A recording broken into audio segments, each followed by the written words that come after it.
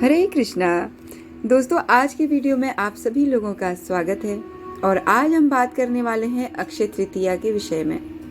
यह दिन कृष्ण प्रेमियों के लिए बहुत ही खास है क्योंकि पूरे वर्ष में केवल इसी दिन बांके बिहारी जी के दुर्लभ चरणों के दर्शन होते हैं। दोस्तों, 2023 में अक्षय तृतीया 23 अप्रैल यानी कि 2 दिन के बाद ही है। भगवान कृष्ण के चरणों के दर्शन और पूजन करने से सभी मनोकामनाएं पूर्ण होती हैं और समृद्धि प्राप्त होती है। भक्तजन अपने प्रिय कृष्ण को शीतलता प्रदान करने के लिए चंदन का लेप भी लगाते हैं। खास तौर पर वृंदावन की अगर हम बात करें तो बांके बिहारी जी मंदिर के लिए 1 माह पूर्व से ही चंदन घिसना प्रारंभ कर दिया जाता है और उसी चंदन को अक्षय तृतीया के दिन ठाकुर जी को लगाया जाता है। साथ ही उनके चरणों में चंदन का लड्डू बनाकर अर्पित किया जाता है। बाद में उस लड्डू को भक्तों में प्रसाद स्वरूप वितरित कर दिया जाता है। ये तो थी सेवा के संबंधित बातें।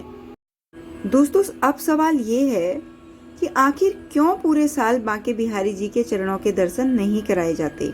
तो आइए ये भी जान लेते हैं।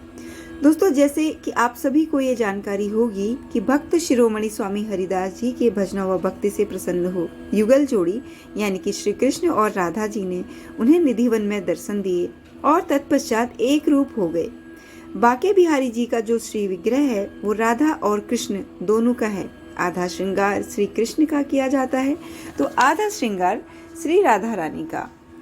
दोस्तों, मान्यता है कि हरिदास जी दिन भर ठाकुर जी की सेवा किया करते थे। क्योंकि वह एक संत थे तो आर्थिक संकट की स्थिति आ गई जो उनकी सेवा में व्यवधान उत्पन्न करने लगी। एक दिन जब स्वामी जी उठे तो उन्होंने ठाकुर जी के चरणों में एक स्वर्ण मुद्रा देखी। उसी मुद्रा की सहायता से स्वामी हरिदास जी ने ठाकुर जी के भोग विलास की व्यवस्था की। उसके बाद जब भी आर्थिक आवश्यकताएं आती तो ठाकुर जी के चरणों से एक स्वर्ण मुद्रा निकल आती थी।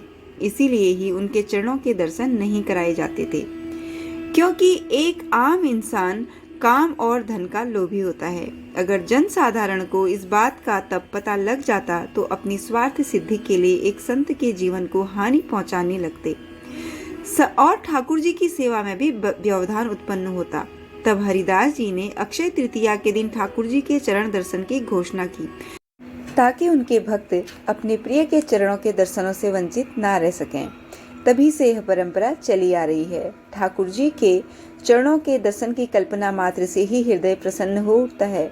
वास्तव में दर्शन होने से तो प्रसन्नता की सीमा ही क्या। तो दोस्तों, अगर आपके घर में लड्डू गोपाल जी हैं, उनकी सेवा करें, चंदन का लेप लगाएं। विशेष तौर पे अक्षय तृतीया के दिन चरण सेवा करें, जो आप इत्र, चंदन, गंगा जल और गुलाब जल इत्यादि से कर सकते हैं, क्योंकि लड्डू गोपाल जी भी बांके बिहारी जी का ही स्वरूप है, उनका ही बाल स्वरूप है।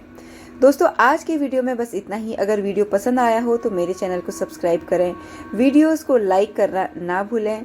अपना ध्यान रखें। राधे राधे।